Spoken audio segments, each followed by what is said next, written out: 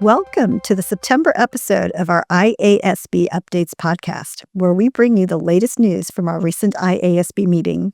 I am Nili Shah, Executive Technical Director of the IASB, and joining me today are Linda Mezon-Hutter, Vice Chair, and Nick Anderson, one of our IASB board members. Welcome both. So, in September, we discussed 7 projects. In today's episode, we will focus on 2 of them. The first being the Equity Method project, and the second, financial instruments with characteristics of equity. And then towards the end, we'll also share some recent changes to our work plan. So let's start with the Equity Method project. And Linda, if I could start with you, could you provide our listeners with a reminder of what we are trying to accomplish with this project? Absolutely. And I'm very happy to talk about the Equity Method because it's been a little while since we did an update on the Equity Method project. So let's remind everybody. The primary objective of the Equity Method project is to address various application questions and also improve the understandability of IAS 28. So the key areas include clarifying how to measure the cost of the associate or joint venture when the investor obtains significant influence, how to account for changes in ownership, and how to recognize gains or losses from transactions with associates and joint ventures. Now, as you'll probably recall, we published the exposure draft in September of 2024, proposing amendments to IAS 28 to address application questions and introduce new disclosure requirements. We received over 100 comment letters and participated in dozens of outreach events, and I'd like to take this opportunity to say how much we truly appreciate all the time and thoughtful feedback that you shared with us. That really helps us with our work. Since the comment period closed, we've been making steady progress on redeliberating these proposals, and importantly, in June, we decided to keep the project's objectives unchanged and to apply a very high hurdle to any new application questions. We would only consider adding them if they could be resolved in a very timely manner and would not result in having us to re-expose our proposals. Thanks, Linda. Very helpful background. So, Nick, turning over to you, could you provide a summary of the specific decisions that the IASB made in September? Yes, of course. So at the September meeting, we made some important decisions as we continue to redeliberate the proposals. First thing we decided was to add a new application question to the project scope. And that question is, how does an investor recognize acquisition-related costs when applying the equity method? This was in response to stakeholder feedback that our proposed definition of the cost of associated created uncertainty about whether acquisition-related costs should be included as part of the carrying amount of the investment. Linda mentioned the high hurdle a moment ago that we agreed at our June meeting. And applying that high hurdle, we decided not to add any other application questions suggested by stakeholders at this stage. We decided, however, to explore whether to separately clarify which entities are eligible to measure investments within the scope of the standard at fair value through profit and loss. Some of our stakeholders have informed us about the interaction between this question and IFRS 18 in the assurance industry. As you know, IFRS 18 is effective from the 1st of January 2027. We have asked the staff to move quickly and come back to us in October, if possible, with more information so we don't disrupt the implementation of IFRS 18.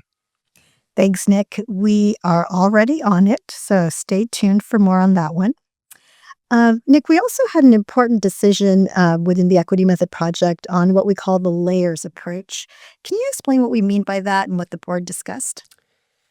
We did talk about layers.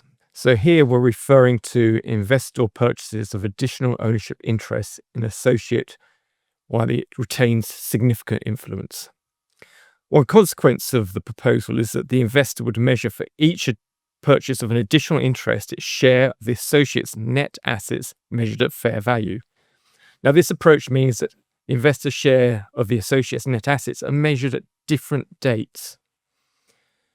We've received mixed feedback from stakeholders on this. Some stakeholders accepted our rationale, and some respondents expressed concerns about cost and complexity.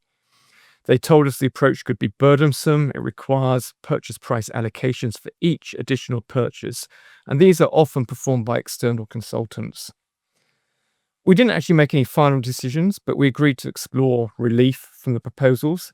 And this reflects our effort really to balance conceptual rigor with those practical implementation concerns.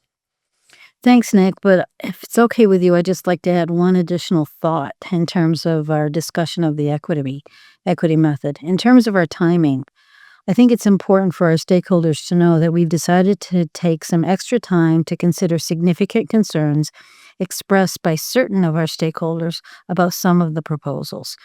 We want to better understand the underlying causes of the concerns so that we can deliberate alternatives before making our tentative decisions. We will continue to progress as we work through the redeliberations of our EDE proposals, and this additional time will help us do that on a thorough basis. All right. Thank you both. So let's move on to our second topic today. This is our Financial Instruments with Characteristics of Equity project, which is a mouthful, so we tend to just call it FICE for short. The objective of this project is to clarify the distinction between financial liabilities and equity instruments on a company's balance sheet, especially when we're looking at hybrid instruments, which are those financial instruments that have characteristics of both debt and equity. Linda, as you know, we published our exposure draft in late 2023, and we've been redeliberating proposals since May of 2024. Can you remind our listeners of where we are in this project? Certainly, I'm happy to do that. So we have concluded our decision-making on proposals related to the presentation of equity instruments and some of the disclosures. We decided that entities should separately present profit or loss attributable to ordinary shareholders, participating rights holders, and non-participating rights holders, with additional disclosure requirements to enhance the usefulness of this presentation. We also decided to retain the proposed disclosure requirements related to the nature of claims against an entity, terms and conditions, and the maximum dilution of ordinary shares subject to a number of refinements that we discussed. We've started redeliberation on the classification topics, but plan further discussions. And we've decided to withdraw the proposed requirements related to the effects of relevant laws or regulations on the classification of financial instruments. We concluded that the lack of consensus on the underlying principles means that finalizing those proposals would not achieve our objectives. Solving concern would involve more fundamental work that would be beyond the scope of this particular project. Thanks, Linda. So then coming to September, Nick, could I turn it over to you? Yeah, so in September, we made decisions on two classification areas, the first being reclassification requirements and the second shareholder discretion. So for reclassification, we agreed to proceed with the proposed amendments with targeted refinements. So let me explain those. We clarified that reclassification would apply to changes in the substance of contractual arrangement that do not create or extinguish contractual rights or obligations or modify the contractual terms. We also clarified that external circumstances are events after classification that are significant, demonstrable to external parties, and generally expected to be infrequent. And we also decided to require reclassification to financial liability, from financial liability to equity when contractual terms stop being effective, but only for instruments containing obligations to deliver the equity's own equity instruments. Got it. And you mentioned that there were two topics. So you covered reclassifications, and then the second is shareholder discretion. What were the discussions there? So here we agreed to finalize the proposed factors-based approach for assessing at initial recognition whether shareholders' decisions are treated as entity decisions subject to minor drafting improvements. We also agreed to clarify underlying principles, namely that entities need to apply judgment when considering the contractual terms, the specific facts and circumstances, the capacity in which shareholders are acting, together with appropriate weightings for each factor and the interactions of multiple decision-making rights. Importantly, we confirmed that no single factor is determinative on its own, and entities must consider all relevant facts together. Thanks, Nick. So in terms of next steps on our FICE project, the board will continue to redeliberate the exposure draft proposals, taking into account the valuable feedback we've heard from our stakeholders. So stay tuned for more on that as well. So let's move to a few important updates that I had mentioned. The first is on our agenda consultation, and then we have some other updates to the IASB's work plan. Starting with the agenda consultation, as background, many of you are probably aware that the IASB conducts a process to consult its stakeholders every 5 years to determine its technical strategy and work plan. Linda, could you share what happened in September? Absolutely happy to do that. So some of our listeners may remember that in our July podcast, we noted that our sister board, the ISSB, decided to begin work on their agenda consultation in later 2026 and publish a request for information in 2027. Now, I'll be honest that that's faster than we originally thought that they were going to be able to do that. Now, to remind you, we had been working on our fourth agenda consultation with the intention to publish a request for information in October of 2025. However, in light of the news from the ISSB, we decided in September to suspend this work and align our timing with that of the ISSB.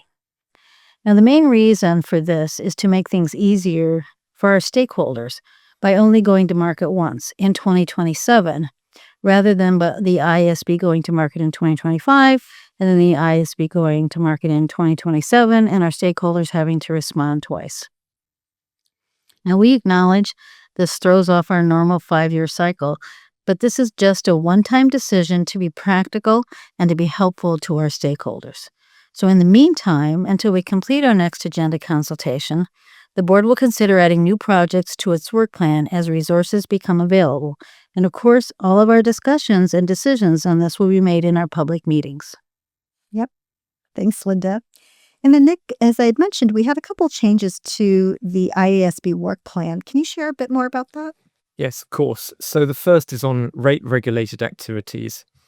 Here, we now expect the final standard to be issued in the second quarter of 2026 instead of December of this year as originally anticipated. And the second is on dynamic risk management. We are on track to publish the exposure draft in the fourth quarter of this year, but that's more likely to be in December now compared to our previous plan of October. In both cases, we're introducing some new models for complex transactions, and so we really want to make sure that we have time to invest in extra time to invest in drafting clear and understandable documents. Great. Thank you, Linda and Nick.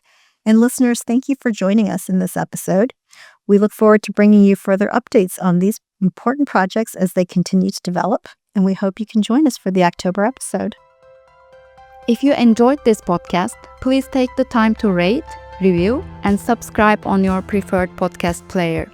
Please contact us on communications@ifrs.org with any questions, comments, or suggestions.